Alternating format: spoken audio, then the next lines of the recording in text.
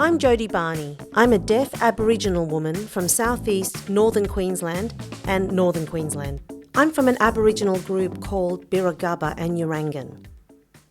And both of those are from northern Queensland and Fraser Island, the coast there. Where I live now is in Victoria, on Yorta Yorta country. And I live in Shepparton. I love living in the country. I'm the senior woman in my family as well.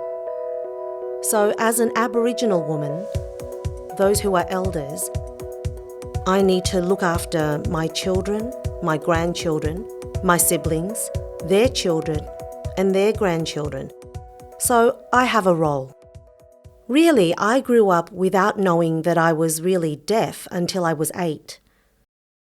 My mum has a brain injury, and I grew up with other family members and other people who had special needs as well. So my context and my Aboriginal background really meant that we didn't have labels for anything. Professionally, working in the disability space came much later because my qualifications first were as a chef, and then I worked in education with deaf children. And following that, I worked in community, helping with complex needs among Aboriginal people, where there was a lot of communication breakdowns, where people didn't understand their diagnoses and how they could find help through the justice system. And that just led me to setting up my own business. And my business is called Deaf Indigenous Community Consultancy. One day I can be training, teaching. Another day I could be teaching signing, helping another group of people. I could be writing, I could be building frameworks. A whole number of variety of things. My mum taught me that I had to live in 4 worlds. Being deaf, the hearing world, the black world, and the white world. And there was no excuse for not integrating them. I had to be able to shift the way I was to fit. And there was no excuses because that was part of my family and my life over generations. I had to accept that's who I was and to accept that those 4 parts of me were me. There's so much othering in our community where people need to label people, put them in boxes, and they don't have the belonging in terms of connection and understanding who they are and what group they come from. So I need to educate family members, children, community members to be assertive and know who they are, who their identity is, so that they can search and talk with elders and community members, so that they can do that research and find out who they are. It's very important for somebody's mental health to be able to do that. If you don't know who you are, then you're isolated. You could be exploited. A whole range of reasons could become quite traumatic, especially for women with disabilities in our community.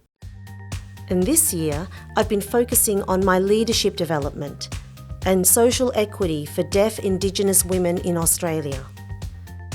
I do project work to help women who are in remote parts of Australia to understand Auslan and deaf identity, and deaf Eastern Aboriginal women who only have Auslan skills and don't know their cultural heritage, bringing those women together with those that do. Sign language is my passion, but Aboriginal Sign Language is my responsibility.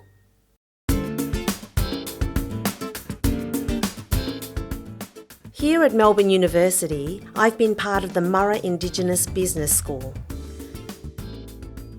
And I'm also an alumni of the University for the Atlantic Fellows for Social Equity. University life is hard, especially when you start out asking for help and for support, which is for me interpreters and note takers and technological assistance. It can be great, but the higher up you go, you don't get as much help. So in 2006, I was working with an organisation. And one day I was working there. I was qualified. This female manager said to me, "I think you're at risk working with clients because you can't hear." So I resigned on the spot.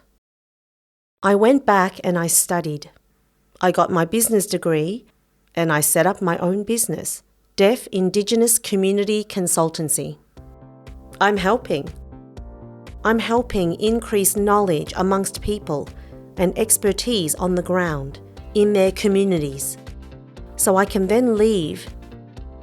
And what I leave is people with either qualifications, skills, their needs being met, capacity, awareness, opportunities, human rights. I leave that there when I go. And when I'm back to check, slowly, I can leave and not have to return because the community's self-sufficient. So I'm very fortunate.